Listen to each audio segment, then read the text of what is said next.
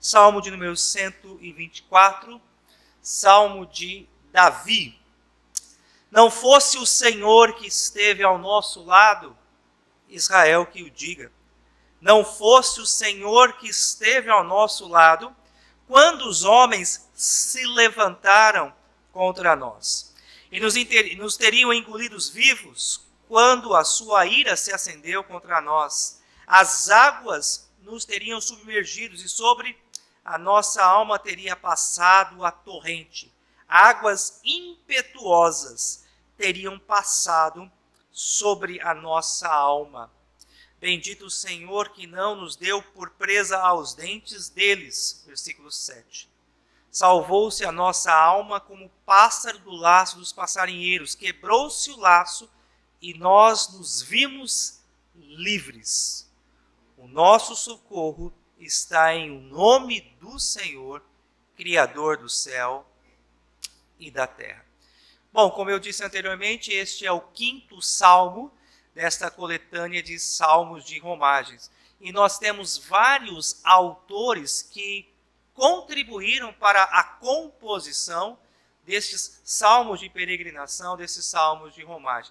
Dessa categoria de salmos de romagem, 2 deles foram compostos pelo rei Davi. E Davi, como boa parte dos irmãos bem sabe, foi um dos maiores autores do saltério. O salmo de número 122 e o salmo de número 124, dessa coletânea de salmos de romagem, foram os salmos que Davi compôs. Os salmos de romagem, eles também possuem um aspecto escatológico. O que eu quero dizer com isso? Ao estudarmos os salmos de romagem, nós nos identificamos com a experiência dos peregrinos. Por quê? Porque também nós somos peregrinos. Nós estamos em jornada, nós estamos em viagem. E todos nós estamos viajando pela fé, assim nós cremos, a Jerusalém celestial. Pela fé, aqueles que foram salvos, eleitos em Cristo Jesus, adentrarão os portões dessa cidade para ali adorarem ao Senhor por toda a eternidade. Nós nunca podemos perder de perspectiva o propósito da nossa existência, para onde nós caminhamos. É justamente saber por que existimos e para onde vamos é que traz sentido, significado, propósito e realização no coração do homem. Boa parte da humanidade não considera estas questões. E por não considerar essas duas questões, por que vivemos e para onde vamos, a vida ela perde o seu sentido, a sua beleza e o seu significado. Nunca vimos na história da humanidade tantas pessoas atentarem contra a sua própria vida. Tantos jovens tirarem a sua própria existência. E é interessante nós observarmos que boa parte desses jovens que atentam contra a sua própria vida, que cometem o suicídio, boa parte deles tiram a vida porque não sabem por que existem e nem para onde vão. O homem que não considera essas verdades, o homem que não pondera a essas respostas, não tem direção. É como um cego que vai tateando no escuro. Então, os salmos de peregrinação, os salmos de romagem, ele nos ajuda a considerar essas duas questões que são tão importantes e essenciais. Quem somos e para onde nós vamos. Como eu disse aos amados irmãos, este salmo ele foi escrito por Davi. E já que afirmamos ser Davi o autor desse salmo, cabe a nós procurarmos aqui analisar qual o contexto histórico, em que situação histórica Davi ele escreveu este salmo. Quando nós lemos esse salmo, fica claro e evidente que nós estamos aqui diante de um grande livramento que Deus trouxe ao seu servo Davi. Vejam vocês o versículo 1 e 2. Se não fosse o Senhor que esteve ao nosso lado, e esse livramento se repete no versículo 2, não fosse o Senhor que esteve ao nosso lado quando os homens se levantaram contra nós. Conhecendo um pouco a história, a vida de Davi, pelo menos existem 3 situações históricas que que Davi experimentou um grande livramento da parte do Senhor. Lembremos quando Davi, ainda jovem, ele enfrentou o vencedor, o campeão dos filisteus, o gigante Golias. O exército de Israel estava amedrontado, Saul, que era o rei, estava escondido em sua tenda, as tropas de Israel estavam com a moral lá embaixo, porque dia após dia, Golias aparecia diante do acampamento de Israel, insultava ao Senhor, insultava as tropas de Saul, insultava o exército de Israel, e ninguém se levantava para enfrentar o gigante Golias.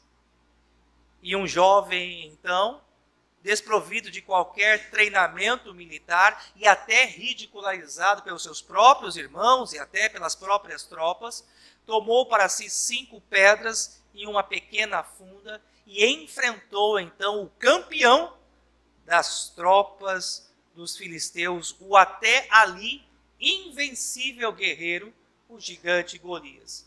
E a história ela é bem conhecida, desde a tenridade a gente ouve essa narrativa, cantamos também muitas vezes essa história, e Davi então com 5 pedras, mas com apenas uma ele acertou o gigante Golias e venceu o exército filisteu.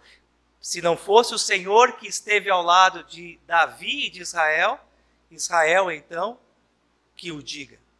Uma outra segunda situação histórica também, de grande livramento, foi quando a tropa de Saul perseguia Davi. Davi, então, estava fugindo de cidade em cidade, enquanto chegou um determinado momento que a tropa de Saul estava prestes a encurralar Davi e a dar fim da vida de Davi. Davi já não tinha mais para onde fugir. Alguém avisa Saul que a sua cidade estava sendo atacada. E ali então Saul se vê obrigado a mudar os seus planos, voltar com as suas tropas para defender a sua cidade que estava sendo atacada, e dessa forma então a vida de Davi foi poupada, se não fosse o Senhor que estivesse ao lado de Davi. E um terceiro episódio, já Davi um pouco mais envelhecido, já mais maduro, ele se vê diante de um golpe de Estado. Não de um inimigo distante, não de um general que se levantou contra ele, mas do seu próprio filho Absalão. Conforme o relato bíblico, Absalão e as suas tropas então se colocavam à porta da cidade, e Absalão dizia em alta voz: "Ah, se Israel tivesse um rei como eu julgaria a causa de vocês. Eu daria atenção a vocês. Eu atenderia a necessidade de vocês." E dessa forma, então, Absalão fez, arregimentou um exército e tornou-se, então, uma ameaça para Davi. Absalão, então, cercado pelos seus generais, então, recebeu o conselho de Uzai, para que não atacasse Davi enquanto ele estivesse encurralado, pois Uzai dizia que Davi encurralado era como um urso, como uma fera, e que se ele fosse atacado, encurralado, ele provavelmente reverteria a situação e destruiria as tropas de seu filho Absalão. E foi o conselho de Uzai que livrou Davi da morte, se não fosse o Senhor que estivesse ao lado de Davi. Nós não sabemos em qual dessas 3 circunstâncias, ou se em outras circunstâncias, mas em meio a esse grande livramento, ou melhor, a uma situação de grande livramento, o Senhor, pelo seu Santo Espírito, inspirou Davi a compor este salmo. Esse salmo, meus amados irmãos, ele está dividido em 4 partes. No versículo 1 e 2, nós temos uma afirmação: Deus está ao nosso lado. Nos versículos 3 e 5, nós encontramos aqui uma descrição do que aconteceria se Deus não estivesse ao nosso lado. Nos versículos 6 e 7, nós observamos o que acontece quando Deus está ao nosso lado. E a quarta e última parte deste salmo, eu não precisarei fazer uma aplicação, porque Davi me fez o favor de deixar uma aplicação bem clara aqui no versículo 8. Os irmãos estão acostumados sempre a fazer uma aplicação no final, mas a aplicação já está expressa aí no versículo de número 8. Então vamos analisar então a primeira parte da estrutura desse salmo. Deus está ao nosso lado. Há duas questões que eu chamo a sua atenção aqui. Por que Davi ele começa com essa declaração, não fosse o Senhor que esteve ao nosso lado? Observem que tanto o versículo 1 quanto o versículo 2 nós encontramos a mesma frase repetida. E o que Davi está nos ensinando aqui com essa frase? A lembrar-nos que nós servimos a um Deus que atua na história. Eu sei que diante dos problemas, das enfermidades, das lutas que muitas vezes nós, como peregrinos que somos, nos deparamos, nós somos tomados pelo desânimo. Há momentos que a gente cansa. Quem de nós não se sente cansado diante desse quadro de tanta doença, de tanta enfermidade? A gente começa a fazer planos, a gente começa a sonhar com algumas coisas e de repente a gente vê os nossos planos frustrados, os nossos projetos adiados. Quantas vezes somos tomados pelo abatimento, pelo desânimo, pela fraqueza, diante das angústias que cercam a nossa alma? Esse salmo nos convida a olhar para a história. O que seria de Israel se Deus não tivesse levantado Moisés, quando por um período de mais de 400 anos o povo estava ali cativo no Egito? O que seria de Israel se Deus, durante os 40 anos no deserto, não protegesse o povo de dia com uma nuvem e guiasse o povo à noite com uma coluna de fogo?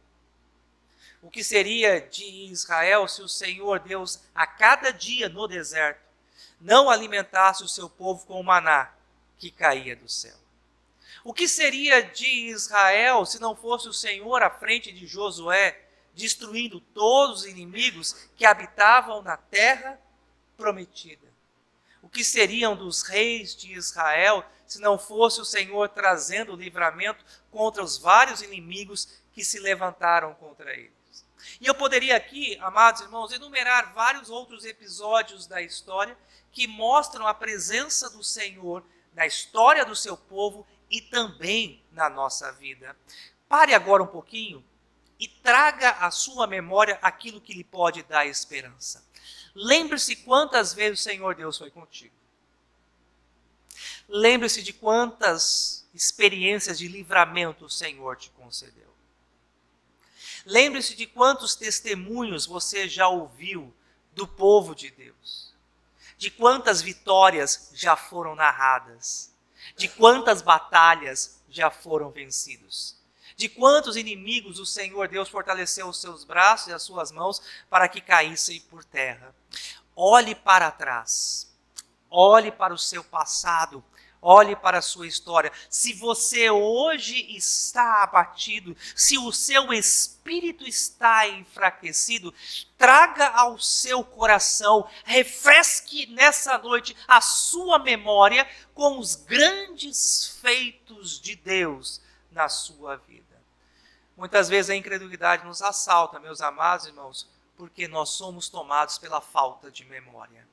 E nós precisamos constantemente declarar, cantar e relembrar os grandes feitos de Deus na nossa vida. Neste salmo aqui, em que há a celebração de um grande livramento do presente, Davi, ele considera também aquilo que Deus havia feito na sua história no passado. Um outro aspecto que merece a nossa atenção aqui, por que sabemos que Deus está ao nosso lado? Porque eu e você podemos ter essa fé?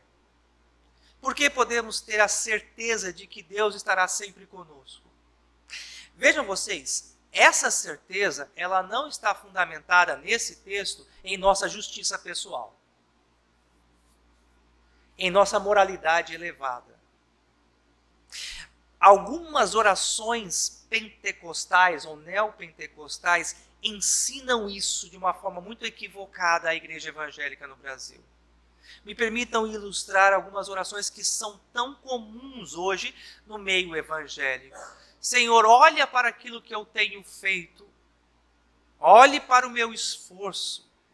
Olhe para aquilo que eu tenho realizado em teu nome. E eu determino então, por aquilo que eu tenho feito, que o Senhor me abençoe. O Senhor é obrigado a me abençoar porque eu tenho feito a sua obra. O Senhor é obrigado a estar comigo porque eu tenho sido zeloso para contigo. Nós não encontramos esse tipo de fundamento teológico nesse texto. Davi, quando ele considera a importância da presença do Senhor ao seu lado, o livramento que Deus havia trazido à sua vida, ele considera esse fato porque Deus é o Deus de aliança, é o Deus de Israel. Notem vocês que no versículo de número 2, nós encontramos justamente essa declaração aqui, versículo 1, desculpa. Não fosse o Senhor que esteve ao nosso lado, Israel, povo do Senhor, que o diga. Se Deus nos guarda, se Deus nos protege, se temos batalhas vencidas, se celebramos vitórias em nossa existência, não é por causa da nossa bondade, da nossa justiça, ou do nosso senso de religiosidade. É porque Deus, ele é fiel à sua própria palavra. Deus fez uma promessa com o seu povo. Deus se comprometeu a cuidar de nós. Deus se comprometeu a estar ao nosso lado. E eu volto a insistir nessa verdade, não pelos nossos méritos, mas porque Ele nos escolheu. Não porque temos alguma autoridade para exigir isso do Senhor, mas porque Ele quis comprar-nos com o precioso sangue do seu Filho, Cristo Jesus. Há uma aliança entre nós e o Senhor. E como Deus não é homem para mentir, e nem homem para se arrepender daquilo que faz, eu e você podemos estar tranquilos em nossa fé, em saber que Deus, Ele estará sempre ao nosso lado. O que seria de nós se Deus considerasse as nossas falhas? Você já parou para pensar nisso? Todos os dias eu e você damos motivos para Deus desistir de nós. Todos os dias eu e você damos bons motivos para que Deus nos abandone. Todos os dias nós damos boas razões para que Deus nos deixe de lado. Por causa da nossa maldade, do nosso pecado, do nosso esquecimento dele, das nossas intenções malignas. Deus tem inúmeras razões para nos deixar. Mas por que Ele não nos deixa? Por que Ele não nos abandona? Porque Ele é fiel à sua palavra. Ele é fiel à sua aliança, ao pacto que Ele estabeleceu conosco. Então, eu e você podemos descansar em saber que o Senhor estará sempre ao nosso lado. E a nossa fé, ela é fortalecida, meus amados irmãos, pela verdade de saber que Deus, Ele atuou no passado e Ele estará atuando na nossa história hoje, até a consumação dos séculos. Vamos à segunda parte desse salmo, então. O que aconteceria se Deus não estivesse ao nosso lado? Irmãos, nós temos 3 imagens aqui muito interessantes. A primeira imagem que nós encontramos aqui é a imagem de um terremoto. Início do versículo 3, e nos teriam engolido vivos. Então nós aqui encontramos nessa frase a imagem de um terremoto, a terra se abrindo e a terra engolindo os seus habitantes, a terra devorando os seus moradores. A segunda imagem que nós encontramos aqui é a do fogo. Vejam vocês o versículo 3 que diz, quando a sua ira se acendeu o fogo contra nós. E a terceira imagem que nós encontramos aqui é a das águas. Versículo 4, as águas nos teriam submergido e sobre a nossa alma teria passado a torrente. As águas impetuosas teriam passado sobre a nossa alma. Terremoto, fogo e maremoto. Por que o salmista usa dessas três figuras aqui? Porque seriam as suas maiores ameaças. Davi, ele descreve o ataque dos seus inimigos com essa força, com esse ímpeto. O ataque que ele sofreu, na qual Deus trouxe grande livramento para o seu filho, representam a força aqui de um maremoto, representam aqui a força de um fogo e representam a força também de um terremoto. O mais importante é observarmos que esses três grandes inimigos, a água, o terremoto e o fogo, não foram páreos para o Senhor. Porque Deus trouxe o quê? Livramento para o seu servo. E a pergunta que nós aprendemos, ou melhor, o que nós aprendemos com esses três inimigos aqui, com o livramento que Deus trouxe ao seu povo? Essa é a grande pergunta que nós somos levados a fazer aqui diante desse texto. Seja qual for o inimigo que a gente se depare, por mais forte que possa ser aos nossos olhos, lembremos de quem está ao nosso lado. Eu sei que há momentos que parece que a situação que a gente vive, a aflição e a agonia é tão grande, parece que o problema nunca há de ser solucionado. Parece que nós nunca vamos vencer aquela luta. Parece que o inimigo é muito maior do que a nossa própria fé. Mas lembre-se de quem está ao nosso lado. Então, Davi, ele pinta aqui de uma forma muito poética a força dos seus inimigos. Mas todos esses inimigos caíram diante do Senhor que esteve ao seu lado. Quais são hoje as forças que têm roubado a sua paz? Quais são os problemas que têm tirado a sua alegria? Quais são os tormentos que têm invadido a sua alma? São grandes, fortes como um terremoto, trazem aflições como um grande incêndio, parece que te afogam como se fossem as águas do mar. Lembre-se de quem está ao seu lado, de quem estende a mão para te salvar, de quem cuida de você e de quem nunca te abandona.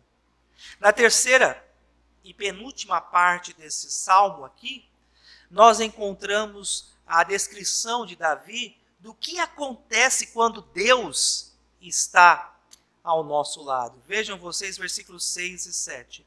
Bendito o Senhor que não nos deu por presa aos dentes deles, e salvou-se a nossa alma como um pássaro do laço dos passarinheiros, e quebrou-se o laço, e nós nos vimos livres. Nós temos duas figuras aqui.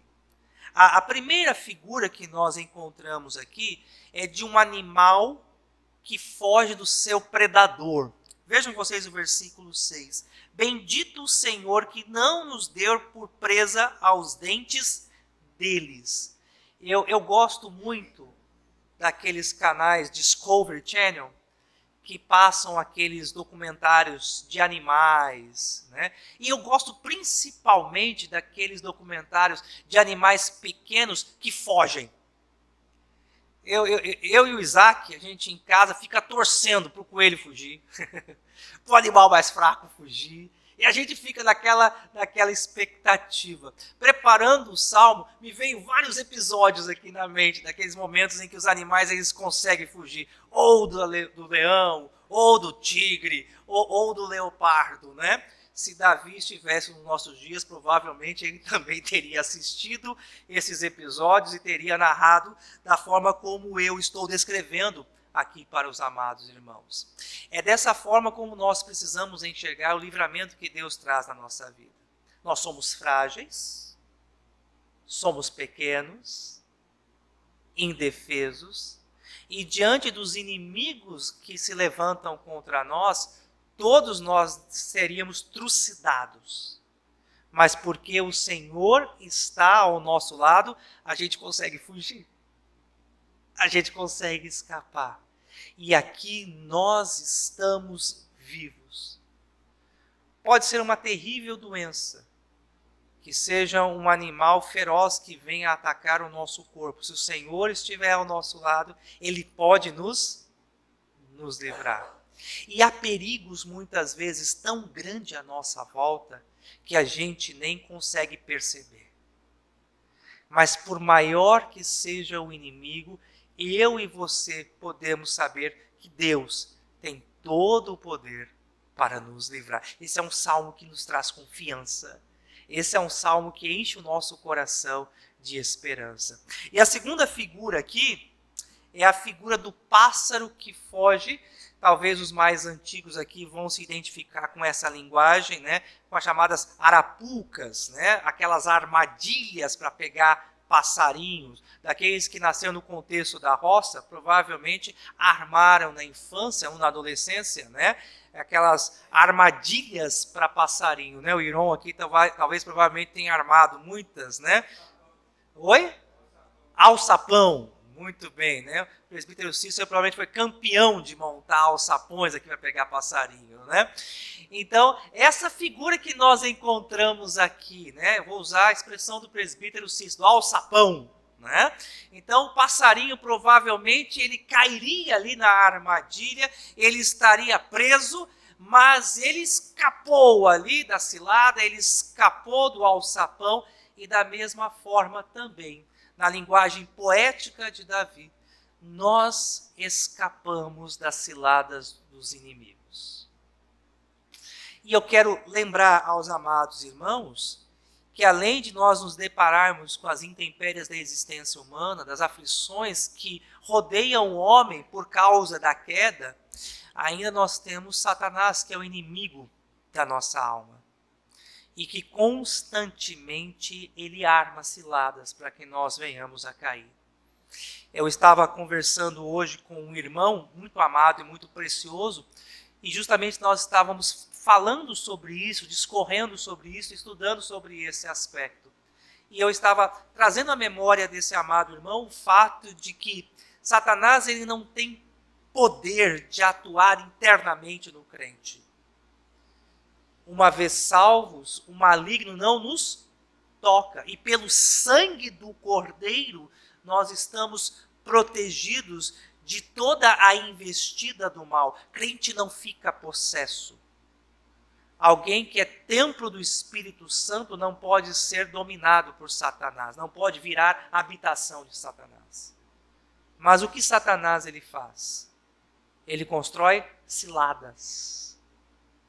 Ele arma arapucas para que os pés dos crentes venham a tropeçar e cair. Quantas vezes nós fomos libertos? Quantas vezes Deus nos livrou das ciladas e das armadilhas de Satanás? Não é mérito nosso. Não é porque somos melhores, mais inteligentes ou mais crentes do que os outros que fomos livres. É porque o Senhor esteve ao nosso lado.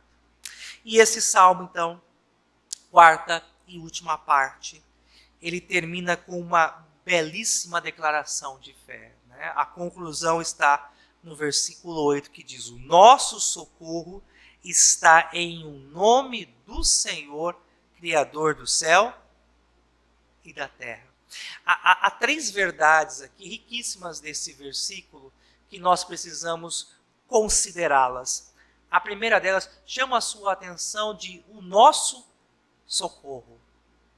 É o socorro de todos? Não. É curioso nós pensarmos nisso, né? Esse salmo ele é exclusivista.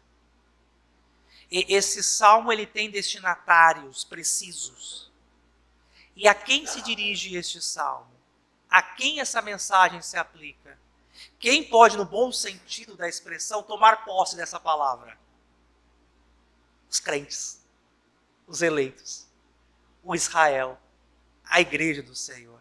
Então lembre-se que você tem socorro, você tem livramento, você tem aquele que te ajuda,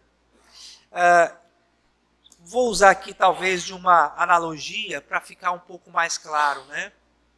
Alguns irmãos têm o privilégio de possuir, né, o chamado plano de saúde, né? E quando está doente, né, algumas pessoas falam assim: que bom que eu tenho um plano de saúde, porque eu posso, no momento de dificuldade, não me preocupar tanto, vou deixar esse destaque aqui, né, porque eu tenho para onde ir, eu posso buscar um auxílio médico. O Senhor é o nosso plano sempre eficiente, que não nos deixa na mão. E a gente não precisa ficar brigando, podemos dizer assim, né, com a operadora, com a companhia que oferece o plano de saúde para conseguir a liberação. Nós temos um Senhor que nos oferece socorro contínuo. Lembremos daquilo que nós estudamos no Salmo de número 121. É certo que não dormita e nem dorme o guarda de Israel. Então, quando nós chamamos o Senhor, Ele nunca vai estar ocupado. Nós nunca vamos ficar numa linha de espera. Nós nunca vamos ser transferidos para um outro ramal. Ele vai sempre nos atender. Ele é o nosso socorro garantido. Ele é o socorro bem presente em tempo de angústia. Então, lembre-se do seu privilégio. Você tem socorro. Não porque você é bom, não porque é justo, mas porque você foi escolhido pelo Senhor. Você pertence ao povo do Senhor. Segunda verdade que nós aprendemos aqui: lembre-se de clamar pelo nome do Senhor. Não há nome que se compare a este. E o salmista, ele justamente afirma: o nosso socorro está em o nome do Senhor. O Deus de Israel, o Deus de aliança. Está aflito? Está angustiado? Está sofrendo? Erga a tua voz ao céu e clame pelo nome do Senhor. Diga: Senhor, me socorre. Senhor, tem misericórdia de mim. Senhor, olha para mim com o teu olhar de graça. Eu não sou digno do teu amor, eu não sou digno da tua bondade, mas como o Senhor tem uma aliança comigo, Senhor, me socorre. E o Senhor, Ele vai nos ouvir. Clame pelo nome de Jesus. Clame pelo nome do Senhor. E por último, lembre-se de quem você está clamando. Ou melhor, para quem você está clamando. Vejam que o Salmo ele termina com a seguinte declaração: o Criador do céu e da terra. E a pergunta que nós somos levados a fazer: por que Davi ele faz questão de trazer à memória esse aspecto do Senhor? E lá no Salmo 121, que não foi composto por Davi, nós também vemos essa mesma ideia, ou essa mesma afirmação: eleva os olhos para os montes, de onde me virá o socorro? E o versículo 2 diz: o meu socorro vem do Senhor que fez os céus e a terra. O que é o seu problema? O que é a sua angústia? O que é a sua aflição diante do Deus que fez todas as coisas ao som da sua voz? Você já parou para pensar nisso? O que é o seu tormento comparado com aquele que simplesmente ao som da sua voz fez o universo existir? Criou as estrelas, criou o sol, as galáxias, todo o universo, que ao som da sua voz criou todos os seres vivos, que ao som da sua voz fez separação entre a água e a porção seca. O que são os nossos problemas diante do poder de Deus? Os nossos problemas, guarde bem isso. Se você quiser, anote essa frase. Os nossos problemas se agigantam à medida em que nós diminuímos a grandeza de Deus. Quanto maior for o entendimento e a compreensão do Deus que nós servimos, menor serão os nossos problemas. Mas se o nosso Deus for pequenininho, os nossos problemas vão ser o quê? Gigantes. Mas se o nosso Deus for grande, os nossos problemas se tornam pequenos. Então, quando o salmista ele afirma, né, que o nosso socorro está em o nome do Senhor, Criador dos céus e da terra, é para que nós consideremos essa verdade. Que temos um Deus forte, que está sempre ao nosso lado. Um Deus que nos sustenta. Um Deus todo-poderoso. Amém, igreja?